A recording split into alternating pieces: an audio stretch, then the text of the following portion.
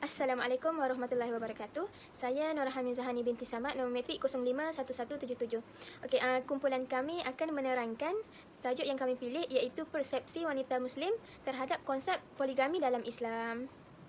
Poligami adalah seorang lelaki yang berkahwin lebih daripada satu isteri.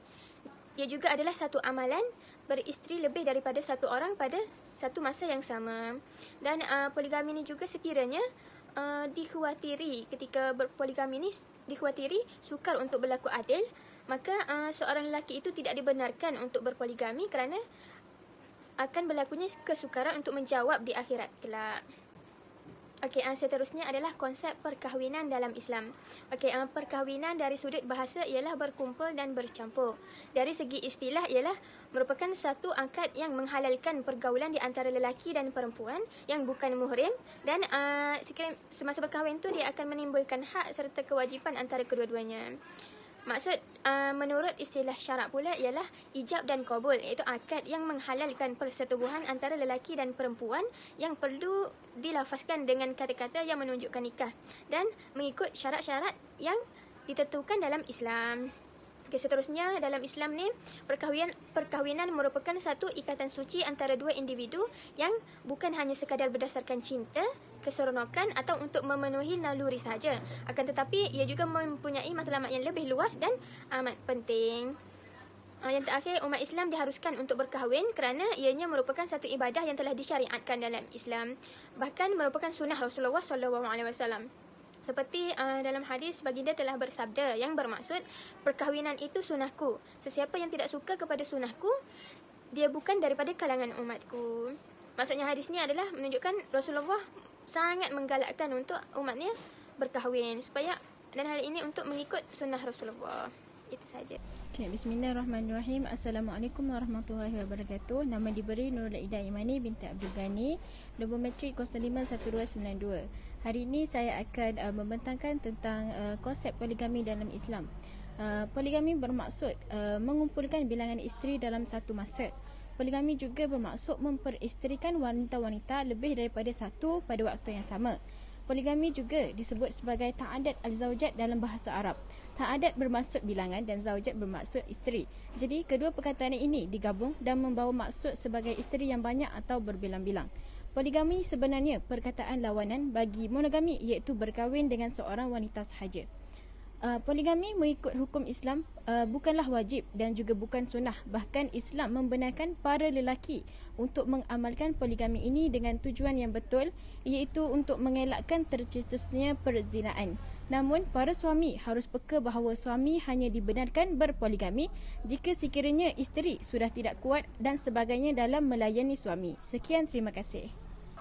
Bismillahirrahmanirrahim. Nama saya Nora Mira Izzati binti Muhammad Zainuddin, 051726.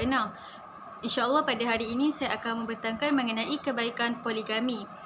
Menurut perspektif wanita Muslim, poligami adalah sesuatu yang baik sekiranya dilakukan mengikut syariat Islam.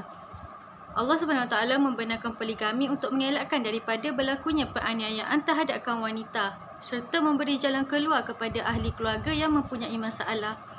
Terdapat pelbagai hikmah dan kebaikan poligami dalam Islam. Antara hikmah dan kebaikan poligami dalam Islam adalah yang pertama, poligami merupakan satu jalan alternatif sekiranya pasangan yang berkahwin tidak mempunyai anak. Yang kedua, poligami dapat mengurangkan jumlah andartu, iaitu anak dara tua, dan melindungi wanita daripada fitnah. Yang ketiga, dapat membantu wanita dan dapat menampung kehidupan seorang wanita. Ini apabila contohnya janda yang kehilangan suami dan mempunyai anak ramai. Apabila dibenarkan poligami, secara tidak langsung kehidupan janda tersebut dapat ditampung oleh seorang lelaki yang bergelar suami. Seterusnya, poligami juga dapat mengelakkan suami daripada melakukan maksiat atau perkara yang mengundang kepada dosa. Sekian daripada saya.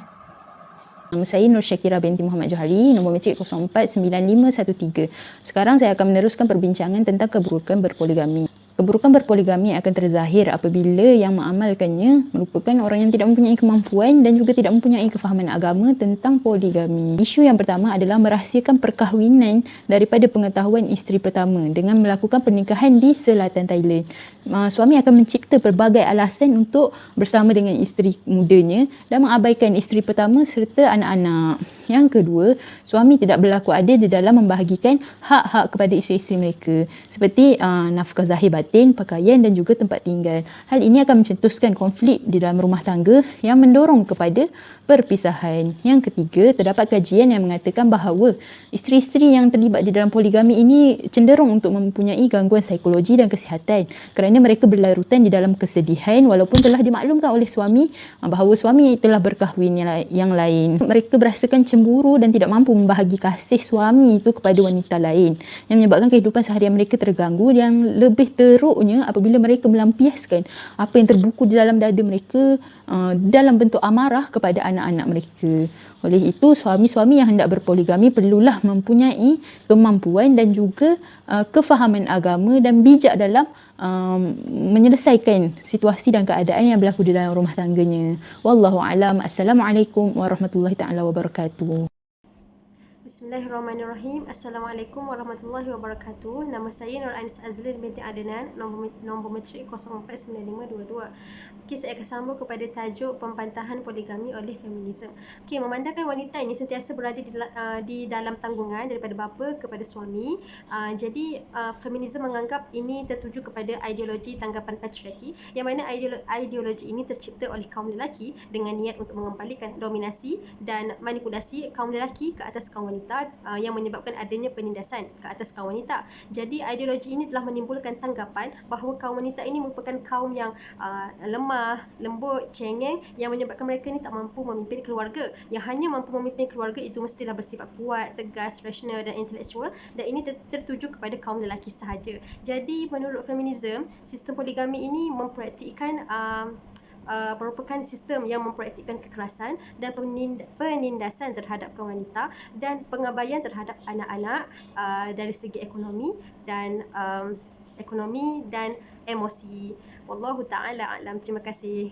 Saya akan teruskan kepada slide yang seterusnya yang berkaitan tentang isu-isu poligami. Isu yang pertama iaitu yang berkaitan tentang hikayat payung emas. Jadi istilah ini sering digunakan oleh seorang suami untuk meminta keizinan daripada seorang isteri, yang mana mereka mengatakan bahawa jika isteri itu memberi keizinan kepada mereka untuk berpoligami, maka isteri akan mendapat payung emas di akhirat kelak. Jadi menurut fatwa Mufti Wilayah Persekutuan bahawa istilah ini tidak disebut sama sekali di dalam Al-Quran maupun hadis. Jadi ia merupakan satu rekaan semata-mata. Isu yang kedua yang berkaitan tentang berkahwin di Thailand.